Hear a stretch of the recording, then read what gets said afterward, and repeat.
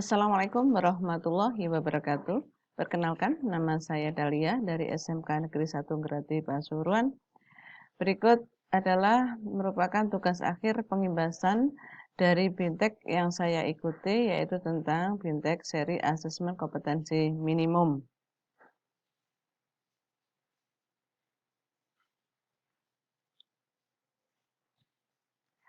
Peningkatan kompetensi peserta didik, yaitu salah satu caranya adalah melalui AKM atau asesmen kompetensi minimum.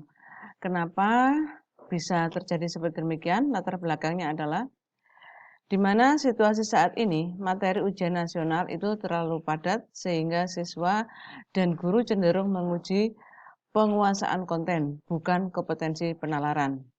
Yang kedua, ujian nasional menjadi beban bagi siswa, guru, dan orang tua karena menjadi indikator keberhasilan siswa sebagai individu.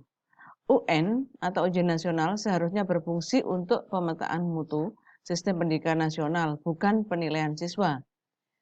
Dan ujian nasional hanya menilai aspek kognitif dalam hasil belajar, belum menyentuh karakter siswa secara menyeluruh.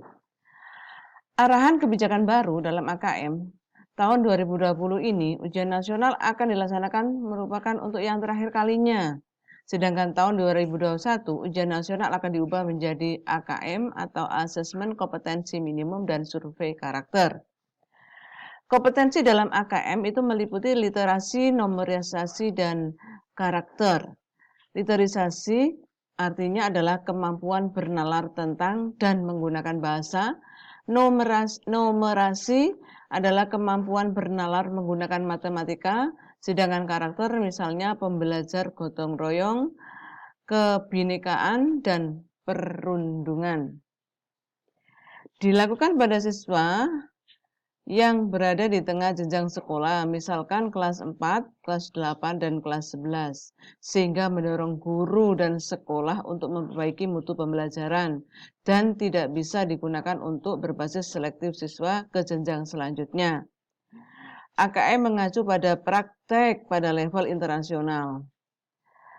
Apa itu AKM atau Asesmen Kompetensi Minimum dalam proses pengembangan finalisasi?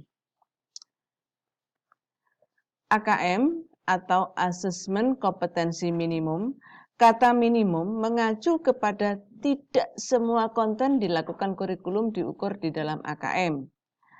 AKM akan mengukur keterampilan dasar, literasi, dan numerasi, kemampuan bernalar tentang teks dan angka.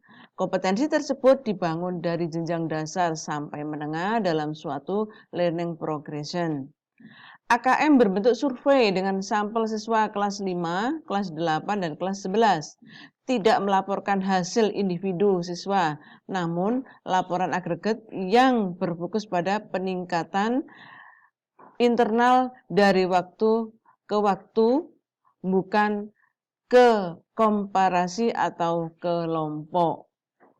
Jenis-jenis AKM numerisasi literasi ada 3, yaitu yang pertama AKM nasional, yaitu pada kelas 5, kelas 8, dan kelas 11, di mana AKM tersebut mengukur kinerja mutu sekolah dan administrasi berstandar. Yang kedua, AKM kelas, yaitu awal SD, sekolah dasar, atau di akhir SMA, di mana di situ mengukur hasil belajar siswa, formatif atau alat ukur text at the right level, administrasi tidak berstandar.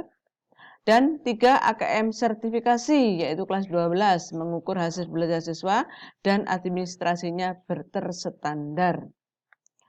Sedangkan AKM minimum yang numerisasi adalah kemampuan untuk memahami, menggunakan, mengevaluasi, merefleksikan berbagai jenis teks untuk menyelesaikan masalah dan mengembangkan kapasitas individu sebagai warga Indonesia dan warga dunia agar dapat berkontribusi secara produktif kepada masyarakat. Kemampuan berpikir menggunakan konsep, prosedur, fakta, dan alat matematika untuk menyelesaikan masalah sehari-hari pada berbagai jenis konteks yang relevan untuk individu sebagai warga negara Indonesia dan dunia. Bentuk soal pada AKM itu ada objektif, Ada pilihan ganda di mana hanya satu jawaban yang benar. Ada pilihan ganda kompleks, jawabannya benar lebih dari satu. Bisa menjodohkan, bisa isian singkat, misalkan angka, nama benda yang sudah fixed, ataupun bisa non-objektif atau isi. Demikian paparan tentang AKM. Terima kasih.